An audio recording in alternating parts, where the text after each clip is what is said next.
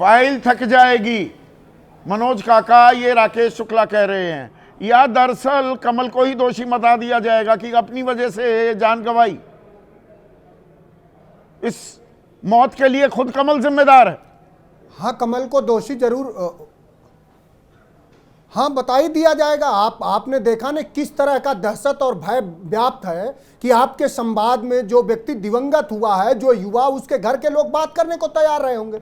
और जैसे ये सूचना गई होगी, जो 6 थानों की फोर्स, जनकपुरी से लेकर के तमाम थाने के फोर्स जो उनका FIR नहीं लिख पाई, आपको गारंटी के साथ मैं कह सकता हूं कि उन्हीं थाने की फोर्स उनके घर के सामने खड़ी होगी अब, कि कहीं तुम बयान न दे दो कुछ। वो जो बात है ना कि देखोगे तो हर मोड़ पर मिल जाएंगी लाशें, ढूंढोगे तो इस शहर में कोई कातिल ना होगा। इन तरह के निष्ठुर, निर्दयी और उदासीन लोगों से क्या उम्मीद करेंगे, जो फर्जी डिग्री से लेकर के फर्जी यमुना तक बना देते हो।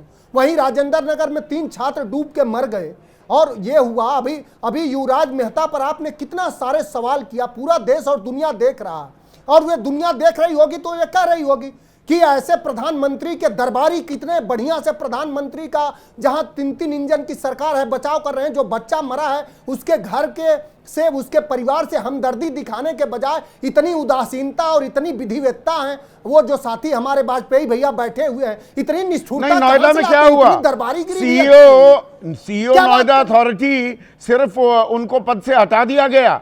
जो प्राथमिक जिम्मेदारी है आपदा की, डिजास्टर मैनेजमेंट की, डिस्ट्रिक्ट मजिस्ट्रेट, वो कहां हटाई गई? कोई कार्रवाई हुई? कोई जवाबदेही तय हुई? उल्टा लानत वलानत करने लगे युवराज की। कभी नहीं जवाब। अरे लानत मलानत तो करना ही है। वहां चुनाव, देश के चुनाव आयुक्त की, जो देश के चुनाव आयुक्त हैं, जो इस समय जो चुनाव जो कार्यालय है वो भारतीय जनता पार्टी का जो दरबार बन चुका है, उसकी बेटी है। उन्हें कैसे उनको कैसे दोषी ठहरा देंगे? और NDRF और SDRF का हेड कौन होता है? जिले का जिला मजिस्ट्रेट होता है, DM होता है, उसको कैसे हटा देंगे? इस देश में तो जिसकी लाठी तो आम, जिसकी लाठी उसकी भैंस। विनोद शर्मा सबसे तजुर्बेकार व्यक्ति इस पैनल में, जिसकी लाठी उसकी भैंस। आम आदमी पर ही जिम्मेदारी बांध दी जाएगी। कमल की मौत का जिम्मेदार दरअसल कमल है और कोई नहीं, ये बता दिया जाएगा कुछ दिनों में। संदीप, मैं पेरीमेसन नहीं हूं, मैं इन्वेस्टिगेशन नहीं करूंगा, क्योंकि हम लोग तो इन्वेस्टिगेशन में जुट गए, कुछ हमारे भाई लोग। सच्चाई क्या है, सिस्टमिक फ्लॉज क्या है जिसके चलते दुर्घटनाएं होती हैं। हम फरवरी माह में हैं, मार्च में फाइनेंशियल ईयर क्लोज होता है। जिन जिन डिपार्टमेंट ने खर्चा नहीं किया है, वो डिपार्टमेंट इस वक्त खर्चे में संलग्न होते हैं, खर्चा करने में, ताकि अगर खर्चा नहीं किया और बजट बच गया तो अगली बार हमको बजट कम मिलेगा। पहला नंबर। दूसरा, ये जो गड्ढे खुदते हैं जगह जगह, जो लोग खोदते हैं, उन लोगों को वर्क कल्चर उनको समझ में नहीं आता, उनका वर्क कल्चर क्या है। क्योंकि दिल्ली पुलिस कहती है with you for you always. Where was Delhi police? कहां थी वो? सो रही थी क्या?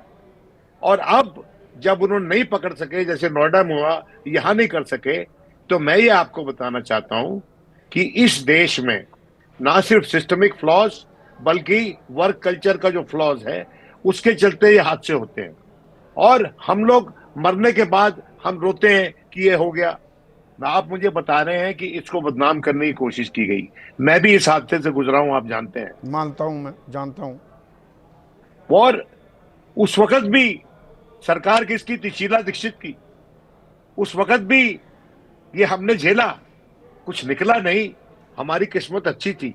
मैं ये कहना चाहता हूं कि ना तो आप उस बच्चे को बचा सके, ना तो आप उस बच्चे की परिवार की इज्जत बचा सके, और ना तो आप उस बच्चे को न्याय दिला सके।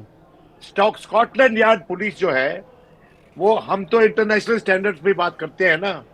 स्कॉटलैंड यार्ड पुलिस में एक डिपार्टमेंट है, उसमें अगर आप फोन करें, कोई बूढ़ा आदमी अपने बिस्तर से गिर गया है, अगर फोन करेगा वो, तो बॉबी पहुंच जाएगा वहां पर विद इन 10 मिनट्स। और यहाँ पर 6 घंटे 7 घंटे परिवार वाले खोजते रहे और मिला नहीं उनका बेटा।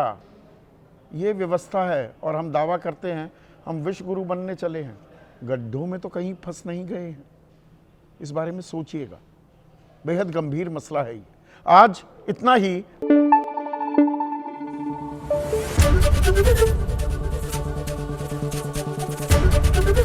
एबीपी न्यूज आपको रखे आगे।